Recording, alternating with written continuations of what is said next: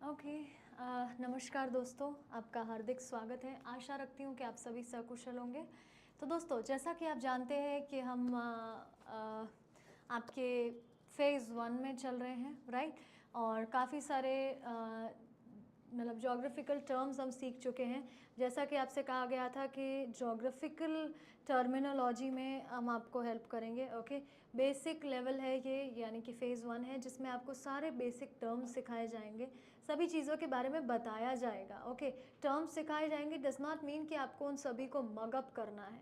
ठीक है, टर्म सिखाए जाएंगे, इसका मतलब ये नहीं है कि आपको उनको मगअप करना है या रट लेना है। इट्स जस्ट द थिंग कि आपको उन्हें समझना है, उन कॉन्सेप्ट्स, उनसे जुड़े हुए जो कॉन्सेप्ट्स हैं, you need to understand them, that's it, nothing more than that. Okay, we are demanding anything more than that, उससे ज़्यादा और कुछ भी आपसे डिमांड नहीं किया जा रहा है। Okay, so see we have energy resources before us. Okay, आज हम सीखने वाले हैं एनर्जी रिसोर्सेज।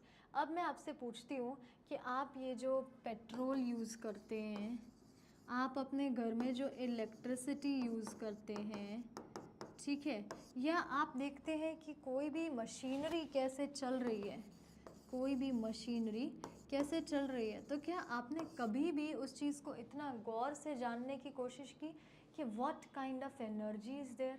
फिर हमने, जितना मुझे याद है, हमने सोलर सिस्टम में और अर्थ के ओरिजिन वाले चैप्टर में भी ये देखा था, उस टॉपिक में भी ये देखा था कि भाई there is some kind of energy that was released. Okay, there was some kind of energy that was released which again help the molecules, okay, dust particles और गैस पार्टिकल्स को साथ में लाने के लिए मदद की। ऐसा भी कहते हैं कि भाई कोई भी दो केमिकल, जब भी कोई भी दो चीज़ें एक साथ आती हैं तो दे रिएक्ट, किसी तरह की एनर्जी वो रिलीज़ करते हैं।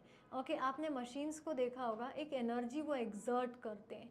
ठीक है, सिमिलरली मैं आपसे ये पूछना चाहूँगी कि आप जब भी कोई कार्य करते हैं, जब भी कोई काम आप करते हैं, ठीक है, तो मैं आपसे पूछना चाहूँगी कि उस काम में क्या कभी भी ऐसा होता है कि बिना एनर्जी लगाए मैं सारा काम कर दूँ? कभी भी इज़ इट लाइक आपके लिए पॉसिबल हुआ है कि नहीं, मुझे इसमें कोई मेहनत लगाने की या एनर्जी लगाने की ज़रूरत ही नहीं है? नहीं, ऐसा नहीं हो सकता। कोई भी कार्य आप करते हैं उसमें आपकी एनर्जी कंज्यूम होगी ही। ओके, अब वो आपको डिसाइड करना होता है कि कौन से कार्य में आपको एनर्जी कंज्यूम करवानी है। एनर्जी तो कंज्यूम होगी ही, लेकिन कहाँ करवानी है वो आपको देखना होगा। क्लियर, कहाँ एनर्जी कंज्यूम करवानी है और कहाँ नहीं करवानी है, you need to see that. Clear, so basically आज हम सीखने वाले हैं कि भाई ये एनर्जी रिसोर्सेज क्या होते हैं, how are they useful, why are they useful for us to live, for us to survive. क्योंकि बेसिकली देखने जाए तो आज हमारी लाइफ में एनर्जी ही सब कुछ है। ओके, हमारी लाइफ में सब रिसोर्सेज ही सब कुछ है। अगर हमारे पास एनर्जी रिसोर्सेज ही नहीं तो हम कुछ नहीं कर पाएंगे। ओके, जैसे कि एग्जांपल देती हूँ, अगर आपके पास इलेक्ट्रिसिटी नहीं है, would you be able to survive? क्या मैडम, वो आप कहाँ, कौन से 90s की बात कर रहे हो? क्या वो टाइम अलग था जब लोगों को बिजली बिना चल जाता था? आज भी अगर आप गांव में रहते हैं तो बिजली बिना चल सकता है, लेकिन अब नहीं चलेगा। ठीक है, आप कौन से, अब है ना, आप एयर कंडीशन के बिना रह सकते हैं, फ्रिज के बिना रह सकते हैं? कौन सी ऐसी चीज़ है जिसमें आपको एनर्जी की ज़रूरत नहीं है? तो हर जगह हर चीज़ को चलाने के लिए, यूज़ करने के लिए there is some kind of energy required. Okay, एक किसी तरह की एनर्जी की ज़रूरत पड़ती है। क्लियर, और जब तक हम वो एनर्जी नहीं लगाते तब तक वो काम हमारा नहीं होगा। सो बेसिकली आज हम भी एनर्जी ही सीखने वाले हैं कि एनर्जी क्या है, एनर्जी हमें किन किन चीज़ों से मिलती है और हमारे क्या काम की है। Energy resources, what are they? Energy resources are essential for our modern world. Energy resources हमारे modern world के लिए बहुत ज़्यादा essential है या ज़रूरी है। Okay, essential है या ज़रूरी है. You can also say that energy resources these days are a necessity.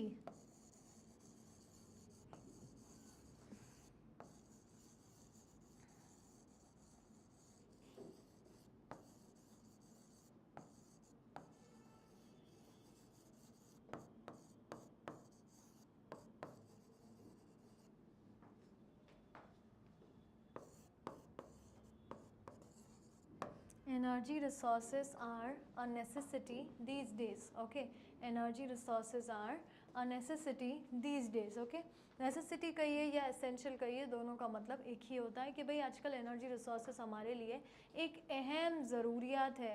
ठीक वैसे ही जैसे हमारे लिए ब्रीथ करना ज़रूरी है एक बंद जगह में, ओके, ताकि हमें घुटन ना हो, तो ठीक वैसे ही हमारे लिए एनर्जी रिसोर्सेज भी बहुत ज़रूरी है जो किसी तरह की एनर्जी हमें देते हो। क्लियर?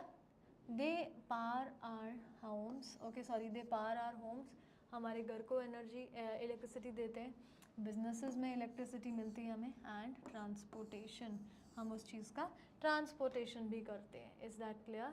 सो आई होप आपको पता चला होगा एनर्जी रिसोर्सेज है क्या एंड उनका हमारी ज़िंदगी में क्या इस्तेमाल है। अब एनर्जी रिसोर्सेज का इंट्रोडक्शन है ये, आइए ध्यान से समझते हैं क्या है।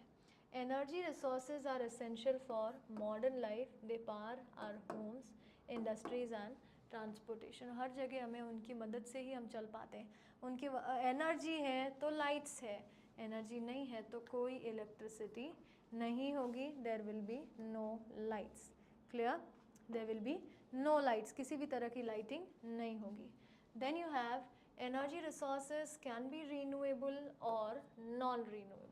एनर्जी रिसोर्सेज जो होते हैं वो रीन्यूएबल भी हो सकते हैं, वो नॉन रीन्यूएबल भी हो सकते हैं।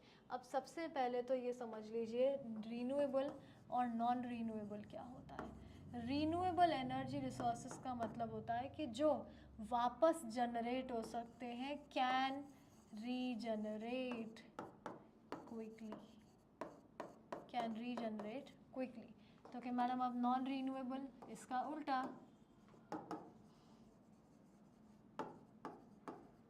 नॉन रीन्यूएबल का मतलब क्या हुआ? Non renewable which do not generate easily, okay, which do not generate easily. Generate तो होते हैं लेकिन जल्दी से जनरेट नहीं होते और आसानी से जनरेट नहीं होते। ठीक है, एग्जाम्पल देती हूँ।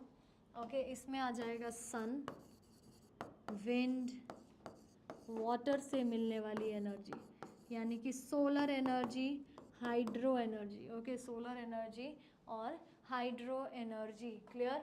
एंड देन नॉन रीन्यूएबल में आपके आ जाते हैं जैसे कि कोल, पेट्रोल, इनसे हमें जो एनर्जी मिलती है वो जल्दी से नहीं होगी क्योंकि पेट्रोल ख़त्म हो जाएगा, तो फिर डीजल, केरोसिन, इनसे आप अगर इनसे आपका घर चलता है, जनरेटर चलता है, ठीक है, और अगर यही नहीं रहे तो फिर क्या चलेगा? फिर ये ख़त्म हो गए तो उन्हें बनने में बहुत टाइम लगता है, याद रखिएगा, फॉसिल फ्यूल्स कहते हैं उन्हें। तो ये रीन्यूएबल और नॉन रीन्यूएबल, जो चीज़ रीन्यू हो सकती है वो रीन्यूएबल, जो नहीं रीन्यू हो सकती वो नॉन रीन्यूएबल। सिंपल। ओके, जो रीन्यू हो सकती है वो रीन्यूएबल, जो नहीं रीन्यू हो सकती वो नॉन रीन्यूएबल। देखिए अब यहाँ क्या लिखा है, एनर्जी रिसोर्सेज वो रीन्यूएबल भी हो सकते हैं और नॉन रीन्यूएबल भी। रीन्यूएबल रिसोर्सेज का मतलब वो सोर्स जहाँ से एनर्जी मिलती है, रिसोर्स का मतलब वो सोर्स, वो ज़रिया जहाँ से एनर्जी मिलती है, like solar, wind are naturally replenished. Replenish मतलब वापस वापस जनरेट होती रहती है। रिप्लेनिश का मतलब होता है वापस वापस जनरेट होती रहती है। माफ़ कीजिएगा,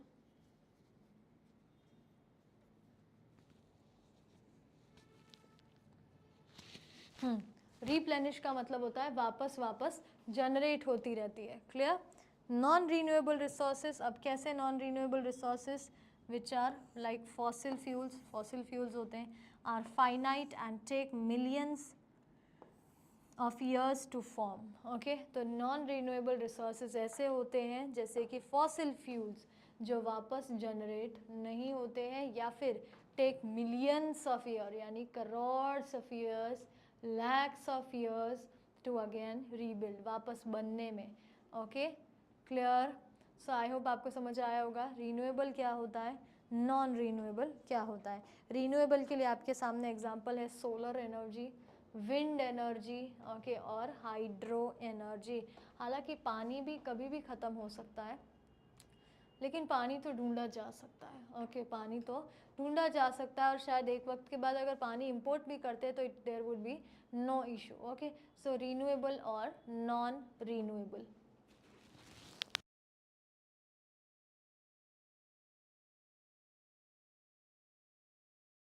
ओके, ठीक है, renewable and non renewable. Renewable का एग्जाम्पल सोलर एनर्जी और विंड एनर्जी। नॉन रिन्यूएबल का एग्जाम्पल होगा क्या, fossil fuels. You have energy efficiency. Okay, energy efficiency is crucial for sustainable energy use. Energy efficiency is crucial, energy की जो efficiency है it is crucial for sustainable energy use. Energy की efficiency का मतलब किसी भी चीज़ की कैपेसिटी। ओके, किसी भी चीज़ की capacity. So energy efficiency is crucial for sustainable energy use. Okay, sustainable energy use का मतलब क्या हुआ? सस्टेनेबल मीन्स कि आप इस तरीके से यूज़ कर रहे हैं जैसे कि आप आने वाली जनरेशन के बारे में भी सोचेंगे। देखिए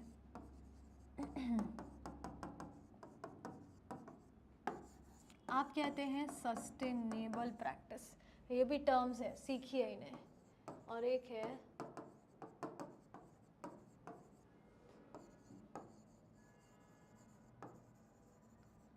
sustainable development. Okay, sustainable practice और sustainable development. Okay, sustainable practice का मतलब होता है कि ऐसी प्रैक्टिस या ऐसे एक्शंस या ऐसे कार्य जिनमें अगर आप किसी भी चीज़ का उपयोग कर रहे हैं तो आप कुछ इस कदर करें कि आपने अपने लिए जितना यूज़ करना था किफ़ायती से किफ़ायती से उपयोग किया, और आपको जितना चाहिए था आपने उतना ही लिया, बाकी का आपने आने वाली जनरेशन के लिए छोड़ दिया।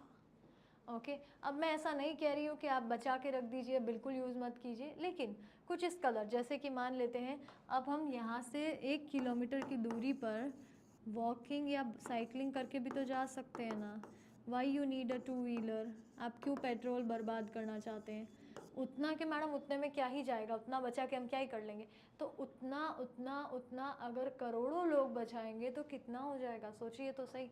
Okay, crores of people if they save this much petrol diesel, तो क्या होगा, हम आने वाली जनरेशन के लिए बचा पाएंगे। जहाँ मतलब ज़रूरत नहीं है ना, मैं वही बता रही हूँ, ज़रूरत नहीं है, comfort, laziness. Okay, that's the thing.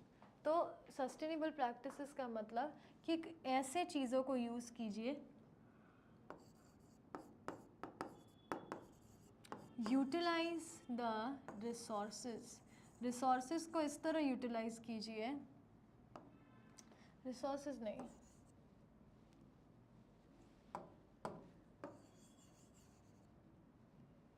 actions carried out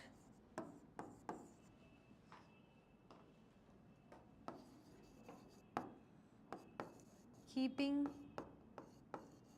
in mind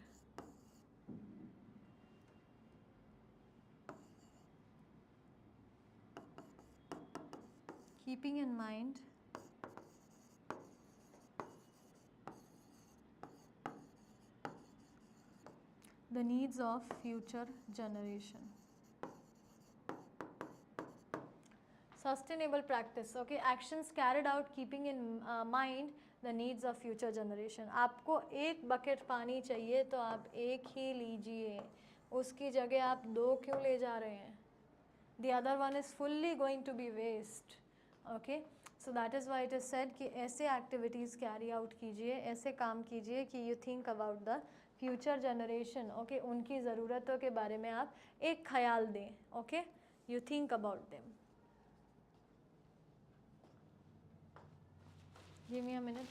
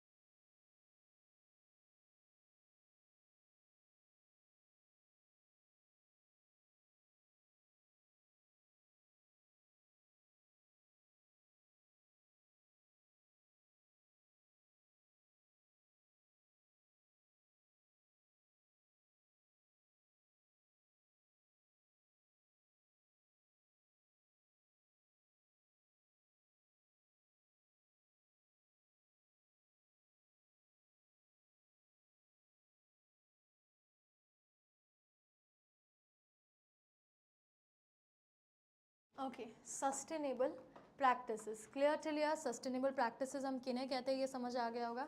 अब है सस्टेनेबल डेवलपमेंट। अब सस्टेनेबल डेवलपमेंट क्या हुआ, तो इसका मतलब ये हुआ कि यूटिलाइज, देखिए मैंने एक भी जगह यूज़ नहीं लिखा है, utilize the resources keeping in mind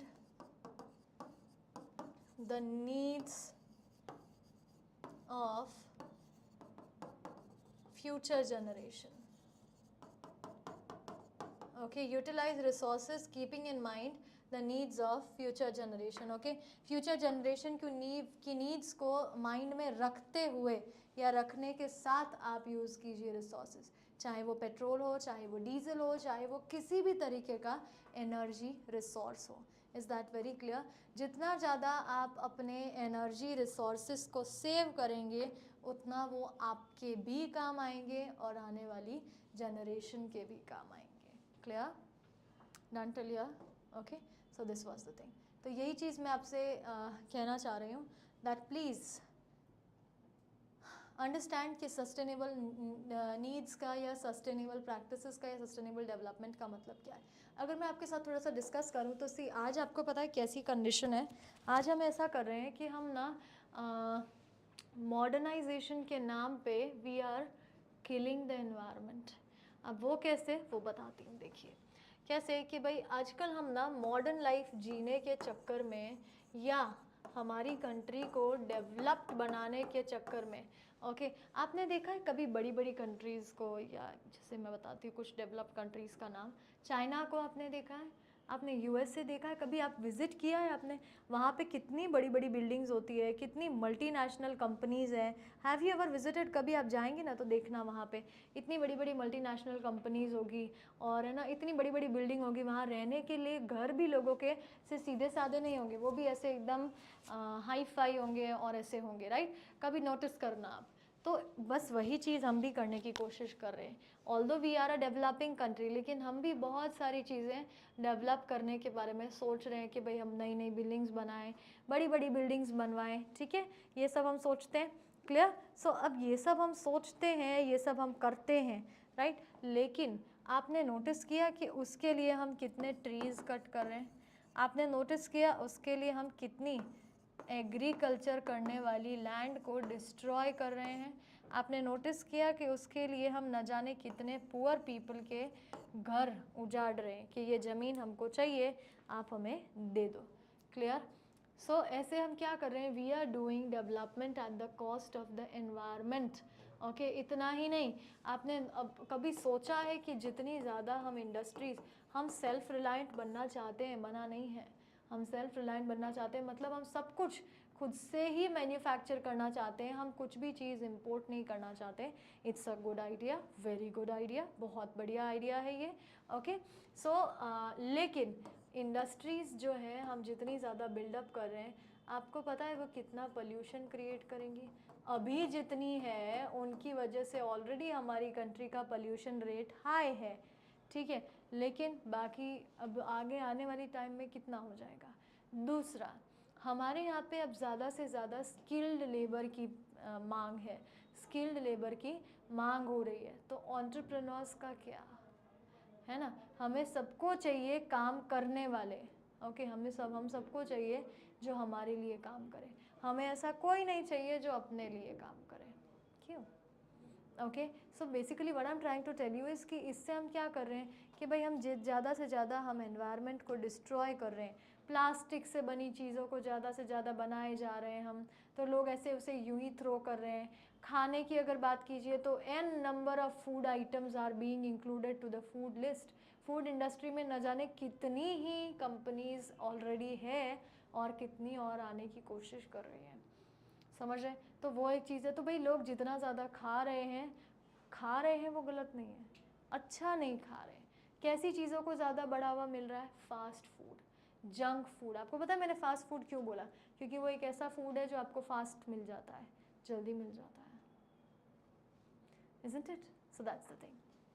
Okay, so trees, agriculture and poor, okay, and poor, ये सब हमने देख लिया, ठीक है। तो वो पोल्यूशन बढ़ा रहे हैं। तो बेसिकली हम क्या कर रहे हैं कि हमारी जो एग्रीकल्चर लैंड है ना, हम सोच रहे हैं हमें खुद उगाने की कोई ज़रूरत नहीं है, इसकी जगह यहाँ पे बिल्डिंग्स खड़ी कर दो ताकि लोगों को एम्प्लॉयमेंट मिल सके।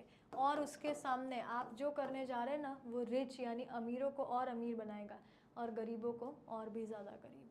Clear? Rich will become richer, poor will become poor, ठीक है। अब इससे क्या होगा? अनएम्प्लॉयमेंट, क्योंकि जो पुराने वर्कर्स हैं जिन्हें आज की जनरेशन सा काम नहीं आता, तो वो तो बेरोज़गार हो जाएंगे। और इसमें सबसे बड़ा प्रॉब्लम है तेज़ी से बढ़ती हुई हमारी पॉपुलेशन, जिसमें हमने सभी कंट्रीज़ को क्रॉस करके नंबर 1 ग्रैब कर लिया है। Yes, India is the most populous country.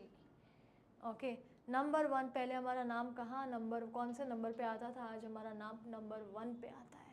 Okay, और उसमें भी बुरा इस बात का लगता है कि एक भी एक्टिविटी ऐसी नहीं है which is for the preservation of environment. सारी एक्टिविटीज़ ऐसी है which is for the deterioration और डैमेज और डिस्ट्रक्शन ऑफ एनवायरनमेंट, जो हर जगह एनवायरनमेंट को डिस्ट्रक्ट मतलब बिगाड़ ही रही है, बना तो कहीं रही ही नहीं है।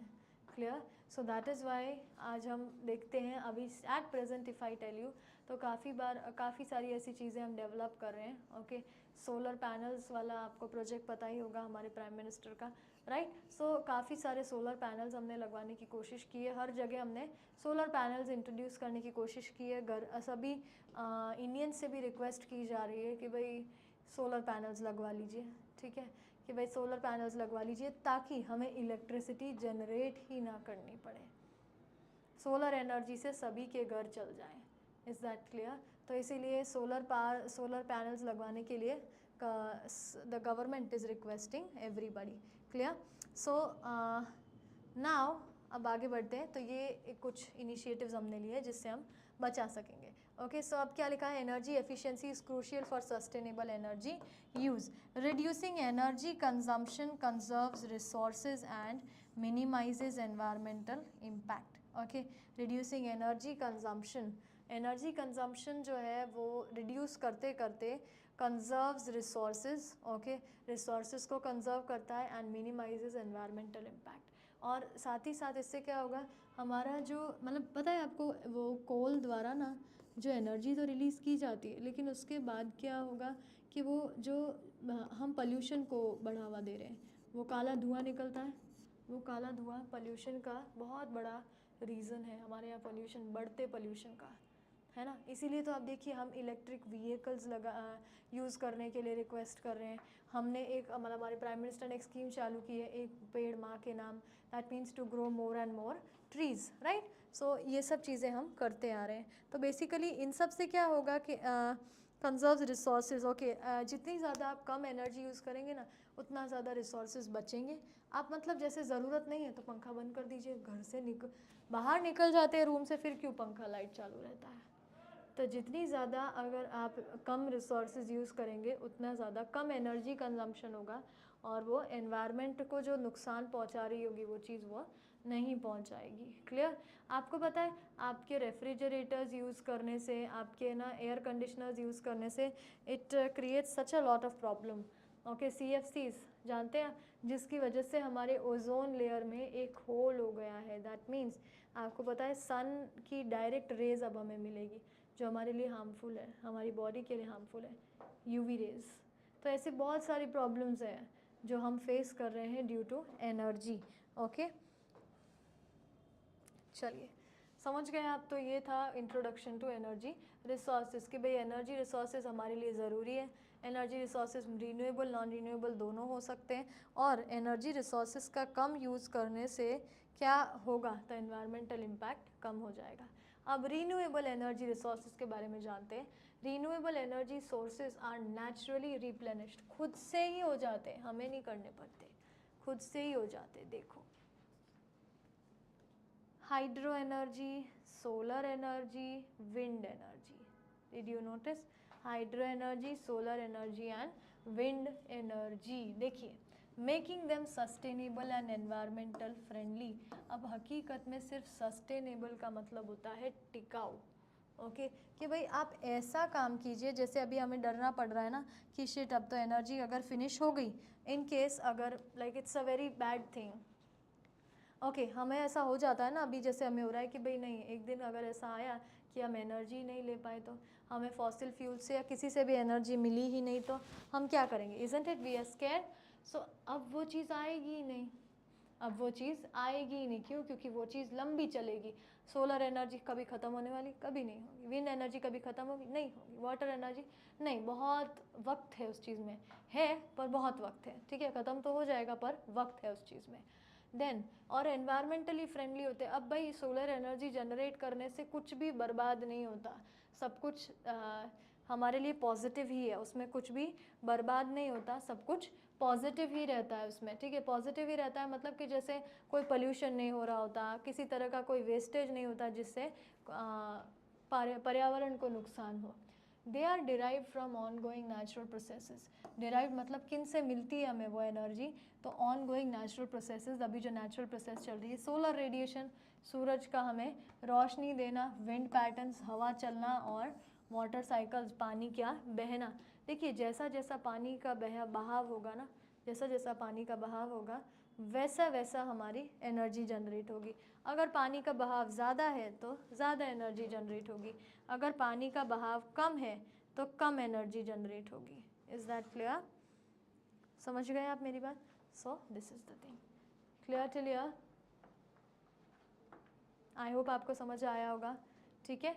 सो ये एक चीज़ थी। अब है हमारे पास next paragraph, renewable energy resources are abundant. Abundant का मतलब होता है अनहद, बहुत सारे हैं, एंड सस्टेनेबल, लंबे समय तक चलते हैं, टिकाऊ हैं, offering a clean alternative. Clean मतलब सामने नुकसान, कभी कभी ऐसा होता है ना, नुकसान के बदले नुकसान का सौदा करना पड़ता है हमें, फ़ायदे के बदले नुकसान का सौदा करना पड़ता है। तो यहाँ पे हमारे लिए कोई नुकसान ही नहीं है, ऊपर से अच्छा है कि फॉसिल फ्यूल्स की तरह इनके हमें ख़त्म होने का डर नहीं है। Alternative to fossil fuels, they help reduce, वो किस चीज़ में मदद करते हैं हमारी? रिड्यूस मतलब कम करने में, greenhouse gases. Okay, greenhouse gases या greenhouse gas emissions. Is that clear? Mitigate climate change, mitigate climate change. Okay, climate mitigate मतलब कम करना, रिड्यूस, क्लाइमेट चेंज का इम्पैक्ट जो है उसे कम कर देते हैं, एंड प्रमोट एनर्जी इंडिपेंडेंस। अब ये क्लाइमेट चेंज क्या है? आप जो देख रहे हैं, क्लाइमेट चेंज का मतलब होता है कि बहुत सारी जगह, अभी आपको पता है रेनी सीजन में या मानसून्स में अभी ऐसा हो रहा है कि भाई जहाँ बारिश नहीं होनी चाहिए वहाँ बहुत, जहाँ मतलब नहीं होती है, आज तक नहीं हुई है, वहाँ पे बहुत ज़्यादा बारिश हो रही है। तो नहीं होना ज़्यादा नॉर्मल था, क्योंकि वो एरिया है ही नहीं ऐसा जहाँ पे इतनी बारिश वो झेल सके या सहन कर सके। तो उस एरिया में इतनी ज़्यादा बारिश तो लोगों के लिए मुश्किल। तो वो क्यों हो रहा है? क्यों? टेम्परेचर के चेंजेस की वजह से हो रहा है। किस वजह से हो रहा है? टेम्परेचर के चेंजेस की वजह से। So sudden variations in the change, sudden variations in the temperature. Okay, sudden variations in the temperature के, भाई टेम्परेचर में वेरिएशंस आने की वजह से, भाई उतार चढ़ाव आने की वजह से ज़्यादातर ये प्रॉब्लम हम फेस करते हैं। Is that clear? ठीक है। सो यही चीज़ मैं आपको समझाना चाहती थी। क्लियर? तो ज़्यादा हम ये उतार चढ़ाव फेस कर रहे थे, इस वजह से हम ये प्रॉब्लम फेस कर रहे थे कि भाई अभी भी कर रहे थे नहीं, अभी भी कर रहे हैं। हमारे यहाँ पे भी बहुत ऐसा है कि भाई आप देखेंगे तो आपको पता चलेगा कि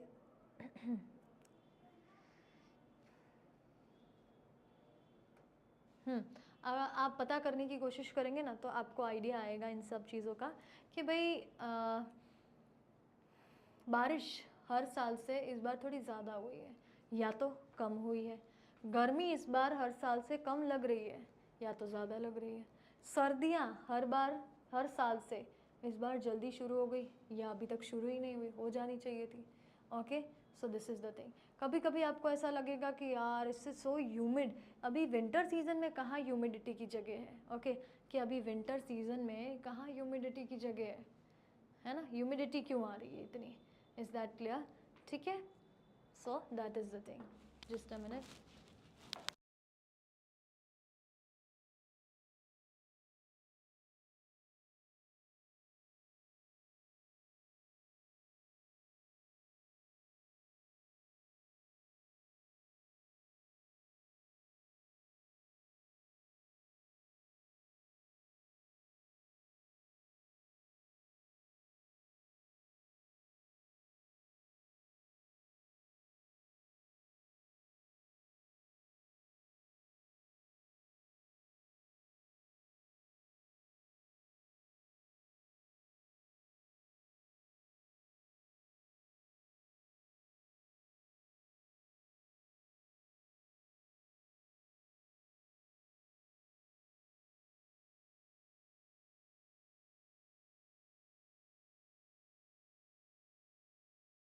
ओके, क्लियर। सो अभी आप देखना कि सडन वेरिएशंस की वजह से आप परेशान होंगे, बहुत ज़्यादा ऊपर नीचे हो रहा होगा, राइट। तो अभी ये जो चेंज ऑफ टेम्परेचर आया है, चेंज ऑफ रेनफॉल आया है, चेंज ऑफ वेदर आया है, उन्हीं की वजह से ये क्लाइमेट चेंज जैसी प्रॉब्लम खड़ी हुई है। तो रीन्यूएबल एनर्जी रिसोर्सेज में ये सब नहीं होगा कि मैडम इस सब का इनसे क्या लेना देना। तो वो ये लेना देना है, मैं बताती हूँ क्या लेना देना है। आपको पता है, आप कोई भी एनर्जी का अप्लायंस, ओके, कोई भी आप अप्लायंस, इलेक्ट्रिकल अप्लायंस यूज़ करते हैं, ओके, वो किसी तरह की एनर्जी एमिट करता है, वो किसी तरह की एनर्जी रिलीज़ करता है। अब वो एनर्जी है, उसमें कुछ गैसेस होते हैं, ओके, उसमें कुछ गैसेस होते हैं, और वो एनर्जी या तो बहुत ज़्यादा प्रेशर वाली होगी या फिर नहीं होगी, ठीक है। तो अब वो बहुत ज़्यादा प्रेशर वाली होती है, जाके वो हमारे एटमॉस्फेयर में मिल जाती है, ओके, हमारे एटमॉस्फेयर में से छोड़, आप देखना सारे गैसेस वगैरह यूं ही छोड़ दिए जाते हैं, तो वो हमारे एटमॉस्फेयर में मिल जाएगी। तो एटमॉस्फेयर में वो इतनी गर्म एनर्जी छोड़ने की वजह से जो हीट है वो बढ़ जाएगी। ऐसे हमारे यहाँ हीट इतनी नहीं होती है, लेकिन ये एनर्जी जब वो रिलीज़ करेंगे, बड़ी बड़ी मशीनरी आप देखते होंगे, तो वो यूं ही नहीं चलती है, वो इतनी बहुत ज़्यादा अमाउंट की हीट वो रिलीज़ करती है। क्या? बहुत ज़्यादा अमाउंट की हीट वो रिलीज़ करती है। Is that clear? सो इसीलिए तो ऐसा कहते हैं कि भाई उतनी ज़्यादा एनर्जी रिलीज़ करने के लिए उतनी ज़्यादा हीट रिलीज़ करके फिर वो एनवायरनमेंट में मिक्स हो जाती है, और फिर अचानक से हमें गर्मी सी लगती है। आप नोटिस करना, आप कभी किसी फैक्ट्री में जाएंगे ना, you will never feel cool. हालांकि कभी कभी होगा, क्योंकि वहाँ पे एसी होते ही हैं, एयर कंडीशंस, ओके। लेकिन आप देखना किसी मशीन के पास से आप निकलेंगे ना, उसके पीछे से, तो बहुत गर्म हवा वो फेंक रहा होगा।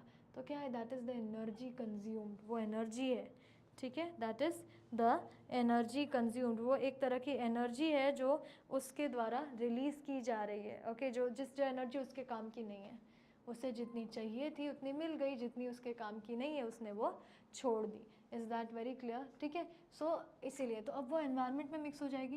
तो एक्चुअली ये मिक्स होने की भी जो क्वांटिटी है ना, वो इतनी ज़्यादा बढ़ गई कि अब एनवायरनमेंट कंट्रोल नहीं कर पाया, और हमें उल्टे सीधे उसके कॉन्सिक्वेंस दे रहा है। Increased temperature, increased rainfall, etcetera etcetera. Is that very clear? ठीक है। सो यहाँ पे ये चीज़ें, ओके। अब आगे बढ़ते हैं, ठीक है। नेक्स्ट चीज़ हम देखते हैं यहाँ पे, ओके। तो इसीलिए यहाँ पे अब क्लाइमेट चेंज का नाम आया है, क्योंकि क्लाइमेट लगभग जल्दी से चेंज नहीं होता, वेदर चेंज होता है, लेकिन अब तो क्लाइमेट चेंज हो रहा है, मतलब कितना बुरा प्रभाव होगा, मतलब कितना बुरा असर पड़ रहा होगा, वो बताया गया है। क्लियर? मतलब कितना बुरा प्रभाव, कितना बुरा असर पड़ रहा होगा, ये हमें बताया गया है। Is that very clear? Okay.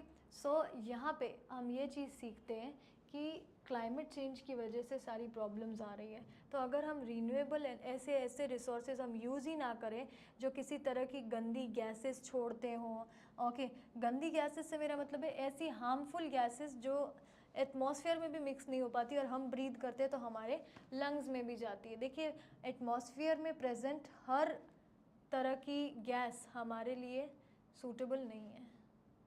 हर तरह की गैस हमें ब्रीथ करनी चाहिए या हमारी बॉडी एक्सेप्ट कर ही पाएगी, ऐसा ज़रूरी नहीं है। Is that clear? चलिए नेक्स्ट थिंग, तो यहाँ पे क्या लिखा है? Reduce green house gases, okay. Greenhouse gases जिससे ग्लोबल वार्मिंग बढ़ती है, गर्मी बढ़ती है। याद रखिएगा, कोई भी चीज़ को कूल डाउन करने के लिए कुछ चाहिए होता है। जितना स्पीड से अगर कोई चीज़ उसे हीटअप कर रही है, उतना ही स्पीड से उसे कोई कूल डाउन करने वाली चीज़ भी होनी चाहिए। Clear till here? I hope यहाँ तक समझ आया होगा आपको, ओके। आगे बढ़ते हैं। दे help reduce green house gas emissions, mitigate मतलब रिड्यूस क्लाइमेट चेंज कम कर देगा, एंड प्रमोट एनर्जी इंडिपेंडेंस। और साथ ही साथ हम कह पाएंगे कि हम हमारा देश खुद चलाते हैं, हमें कुछ इम्पोर्ट नहीं करना पड़ता, ओके, क्योंकि ऑटोमेटिकली फिर आप वैसी ही चीज़ें यूज़ करेंगे जो इन रिसोर्सेज द्वारा चलाई जा सके, ठीक है। अब सब जगह आप देख रहे हैं कि लोग इलेक्ट्रिक व्हीकल्स को एक्सेप्ट कर रहे हैं, वहाँ पेट्रोल की गाड़ी लेके पेट्रोल पंप ढूंढते जा रहे तो नहीं मिलेगा, वो बात है, ओके। सो वक्त के साथ जैसे बोलते हैं ना, परिवर्तन ही संसार का नियम है, तो वक्त के साथ बदलना चाहिए हमें भी। Don't you think? आपको नहीं लगता कि वक्त के साथ बदल लेना ही अच्छा है? चीज़ें वक्त के साथ ही बदल लेनी चाहिए। अब हमें वक्त डिमांड कर रहा है कि भाई हम ऐसी चीज़ें यूज़ करें जिससे कि एनर्जी बर्बाद ना हो, तो उसमें गलत ही क्या है? ओके, तो हमें भी वैसी ही चीज़ें यूज़ करनी चाहिए। क्लियर टिलिया? ओके, आई होप आपको समझ आया होगा। चलिए आगे बढ़ते हैं। नेक्स्ट हमारे पास है non renewable energy resources. Okay, non renewable energy resources. Non renewable energy resources के बारे में अगर हम बात करें अब, तो क्या है non renewable energy resources? Non renewable energy resources are finite and take a long time to replenish. अब नॉन रीन्यूएबल उसके सामने क्या है कि भाई ऐसे एनर्जी रिसोर्सेज, ओके, जहाँ से हमें एनर्जी मिलती है, दे आर फाइनाइट। फाइनाइट मतलब फिक्स है, इनफाइनाइट मतलब बहुत ज़्यादा है मात्रा में, अबंडेंस मतलब बहुत ज़्यादा है, ठीक है। लेकिन अगर वो फाइनाइट है मतलब वो लिमिटेड है, ज़्यादा नहीं है हमारे पास, और ज़्यादा पता नहीं और हम कितने सालों तक भी यूज़ कर पाएंगे उसकी भी कोई गारंटी नहीं है। Okay, and take a long time to replenish. These resources are fossil fuels. कौन से होते हैं? फॉसिल फ्यूल्स आते हैं इनमें। न्यूक्लियर एनर्जी आती है जो बड़ी बड़ी मशीनरीज को चलाने के काम आती है, and some geothermal energy sources. Geothermal energy sources मतलब जो धरती में से आती है ना गर्मी, उसके लिए। ओके, हालांकि ऐसा भी नहीं है, बट एनवायरनमेंट में जो वार्मथ है उस बेसिस पे कहा गया है। Okay, give me a minute.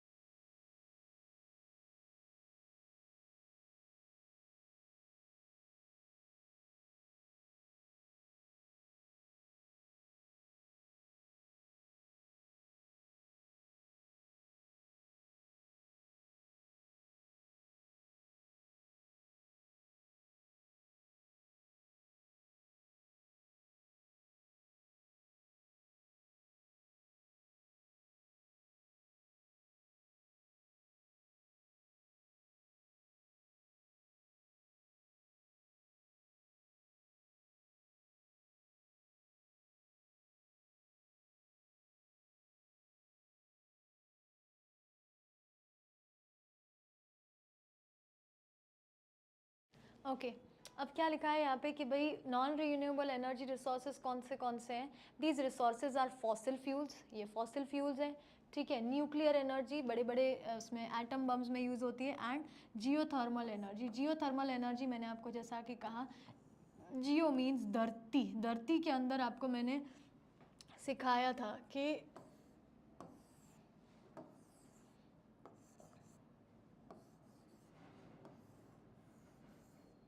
ये जो है मेंटल, इसमें लावा है। क्या है? लावा है, जो उबलता रहता है, उबलता रहता है, उबलता रहता है। इतना गर्म लावा है इसमें। ओके, दैट इज़ वाई हम इसे बोलते हैं कि भाई यहाँ पे से इतनी गर्मी रहती है, इसलिए आप देखना कि धरती है ना बहुत कम जगह पे कूल रहती होगी, otherwise it is very very hot. ज़मीन हमेशा आपको गर्म ही लगेगी, देखना कहीं पे भी ज़मीन आपको हमेशा गर्म ही लगेगी। आप कहीं भी नोटिस कर लेना, कहीं पर भी देख लेना। ओके, सो ऐसा है। अब ये चीज़ इतनी कैसे बताऊँ मैं आपको कि जैसे आपने नोटिस किया होगा कि भाई आप कभी भी है ना खुले पैर चलते हैं ना ज़मीन पर, आपको ठंड लग रही होगी, लेकिन खुले पैर चलेंगे ना तो आपको ज़मीन भी गर्म लगेगी।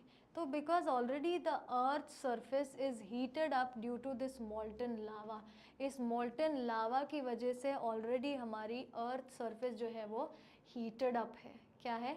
हीटेड अप है। क्लियर? ऑलरेडी हमारी अर्थ सरफेस जो है वो इस मोल्टन लावा की वजह से हीटेड अप है। Is that clear? ठीक है, तो इसीलिए यहाँ पे लोगों से कहा जाता है कि please try to use such energy resources जिनसे कम एनर्जी कंज्यूम हो। तो अब ये जियोथर्मल एनर्जी जो है ना, ये आपको देखना धरती में जैसे ज़मीन है तो इसमें से मिलती है। अब कहते हैं कि बहुत सारी बिल्डिंग्स जो है ना वो अपने आप को वार्म रखने के लिए भी ये करवाती है। बहुत सारे हाउसेस ऐसे हैं जो अपने आप को वार्म रखने के लिए ज़मीन में से डायरेक्ट हीट उनको मिल सके ऐसा करते हैं। ठीक है, ऐसे बहुत सारी जगह है जहाँ पे ये यूज़ किया जाता है, जहाँ पे आपको ज़मीन में से जो हीट निकल रही है ना उसका उपयोग किया जाता है। Is that clear? So this was the thing. Okay, तो यहाँ पे जियोथर्मल एनर्जी इस तरह से लिखी। अब ये जियोथर्मल एनर्जी तो मान लेते हैं चलो कि भाई but it would and someday, एक दिन तो ख़त्म होगी, क्योंकि हम जो नीचे से जो हमें हीट मिलती है उससे हम एनर्जी जनरेट करते हैं। क्योंकि हीट, ये मान लेते हैं ये हीट अगर किसी दिन शांत हो गई तो हम क्या करेंगे? मान लेते हैं हमने क्लाइमेट चेंज जैसी प्रॉब्लम के साथ डील कर लिया तो उतना टेम्परेचर राइज ही नहीं होगा, और उतना टेम्परेचर अगर राइज नहीं हुआ तो हमें मिलेगी ही नहीं energy. Clear? So that is why it is said कि भाई geothermal energy is again a non renewable energy resource. Okay, then you have fossil fuels are form from remains of ancient organisms. जो मर जाते हैं ना, जो जीव जंतु पक्षी मर जाते हैं, उनके बॉडी में से निकले हुए न्यूट्रिएंट्स हमें फॉसिल फ्यूल्स देते हैं। ठीक है, तो वो कब तक होगा? कब तक? सब तो मर जाएंगे एक दिन, ओवर मिलियंस ऑफ ईयर्स, लेकिन वो एक्सट्रैक्ट करने में भी सालों लग जाते, करोड़ों साल। They release greenhouse gases when burned contributing to climate change. Okay, कि ये क्या करते हैं साथ में, एक मिनट,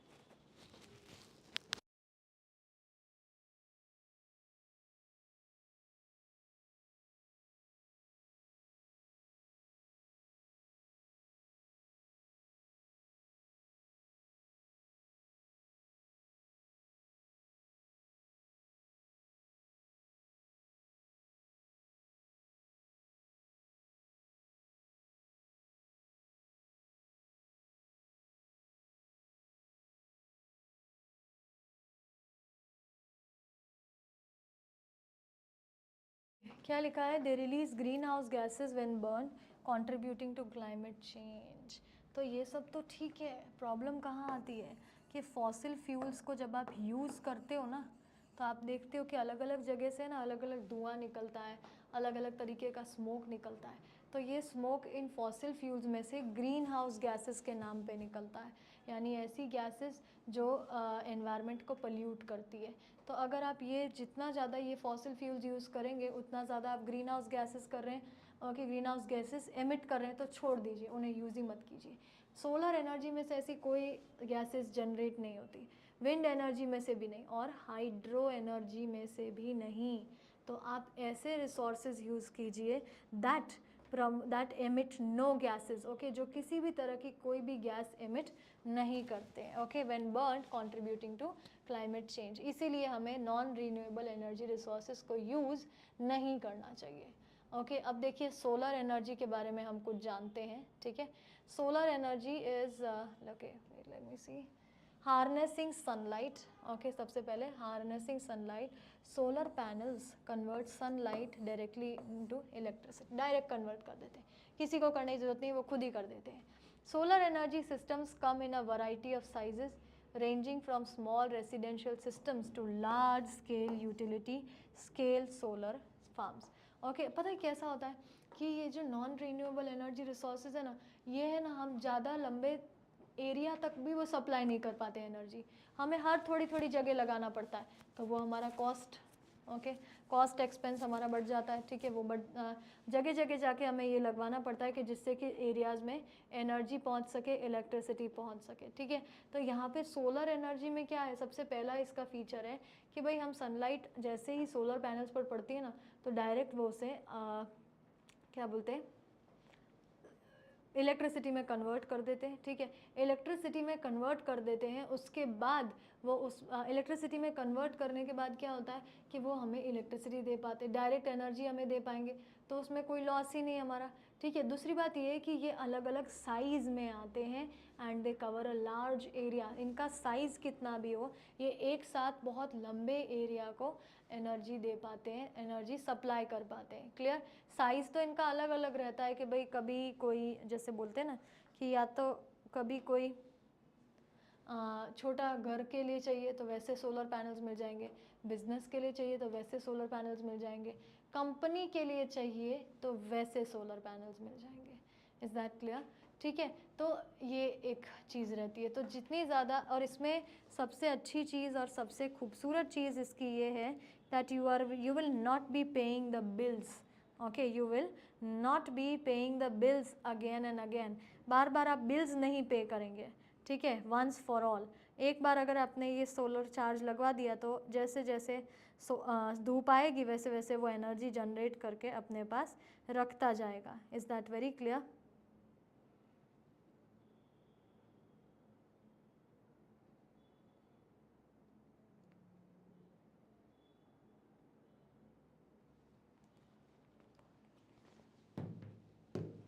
ओके,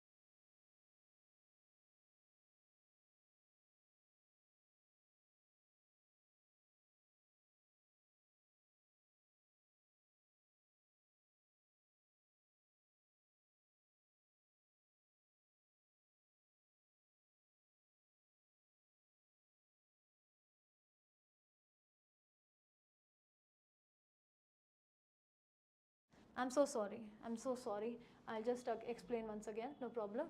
See, इसके क्या बेनिफिट्स हैं वो भी हम जान लेते हैं, ठीक है। सबसे पहला बेनिफिट्स है कि भाई ये एनवायरनमेंट फ्रेंडली है। जैसे मैंने आपको बताया फॉसिल फ्यूल्स को जब आप यूज़ करते हैं ना तो वो एक तरह की गैस एमिट करते हैं जो है ग्रीन हाउस गैसेस। और ग्रीन हाउस गैसेस कैसी होती है, वो global warming, okay, greenhouse gases कैसी होती है, वो ग्लोबल वार्मिंग को वो करेगी, क्या बोलते हैं उसे, ग्लोबल वार्मिंग से हमारे अर्थ को हीट अप करती है, हमारी सरफेस को हीट अप करती है। क्लियर? तो इसीलिए ग्रीन हाउस गैसेस एमिट करने वाले रिसोर्सेज हमें यूज़ नहीं करने चाहिए। ठीक है, अगर हम वो रिसोर्सेज यूज़ कर रहे हैं, ठीक है, अगर हम वो रिसोर्सेज यूज़ कर रहे हैं जो ग्रीन हाउस गैसेज एमिट कर रहे हैं, तो पहली बात तो वो फाइनाइट है, यानी लिमिटेड है। दूसरी बात ये होगी कि वो हमें नुकसान पहुंचा रहे हैं। लेकिन अगर मैं सोलर एनर्जी की बात करूं तो वो रीन्यूएबल एनर्जी रिसोर्स है सबसे पहला तो, और वो क्लीन सोर्स है, कहीं पे से भी वो कोई ग्रीन हाउस गैसेस एमिट नहीं करता है। साथ ही साथ इसकी वजह से मतलब कोई पोल्यूशन भी नहीं होता उससे, और इसके साथ साथ हम क्लाइमेट चेंज को भी कम कर पाएंगे, रिड्यूस कर पाएंगे। उसका जो इम्पैक्ट हमें सहन करना पड़ रहा है वो है increased temperatures. Okay, increased temperatures. C क्या लिखा है? Growing demand. The demand for solar energy is growing rapidly. Solar energy की डिमांड जो है ना वो बढ़ती जा रही है, बढ़ती जा रही है, बढ़ती जा रही है। Okay, as cost continue to decrease. और कॉस्ट की बात करते हैं तो वो डिक्रीज होते चले जाते हैं। ओके, कॉस्ट की यानी कि खर्चे की हम बात करें तो वो कम होती जा रही है। And the need for clean energy sources increases. और साथ ही साथ इनकी जो नीड है वो कम बढ़ती जा रही है। लोगों को ऐसा लग रहा है कि नहीं, हमें यूज़ करने चाहिए, दे आर गुड, किसी भी तरीके का हमें इससे कोई नुकसान नहीं है। Clear? So my dear friends, let's keep it till here only. We'll be meeting soon in the next session. Till then, you please take care of yourself, take care of your family members. Jai Hind, Jai Bharat.